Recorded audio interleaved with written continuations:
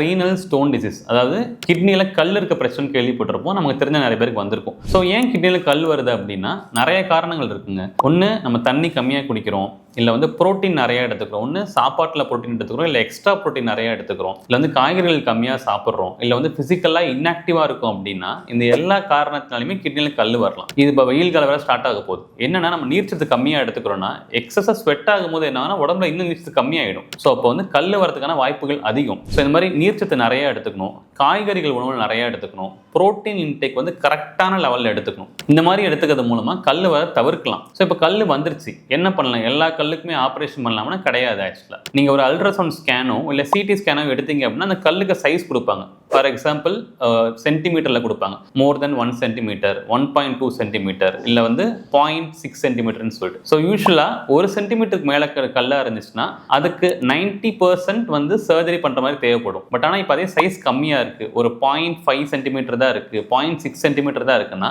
அதை நம்ம நீராகாரம் நிறைய எடுக்கவோ இல்லை வந்து குளுக்கோஸ் போடுறதுன்னு சொல்லுவாங்கல்ல, அந்த மாதிரி பண்ணுறது மூலம் கல் தானாக வெளியே வரதுக்கான வாய்ப்புகள் அதிகம். ஸோ ஃபஸ்ட்டு கல் வராமல் தவிர்க்க என்னென்ன பண்ணணும் ஃபாலோ பண்ணிக்கணும். ஒன்ஸ் கல் வந்துச்சு அப்படின்னா அது கரெக்டான டெஸ்ட் பண்ணி என்ன சைஸில் இருக்குன்னு பார்த்து அதுக்கேற்ற வைத்தியத்தை கரெக்டாக எடுத்துக்கணும்.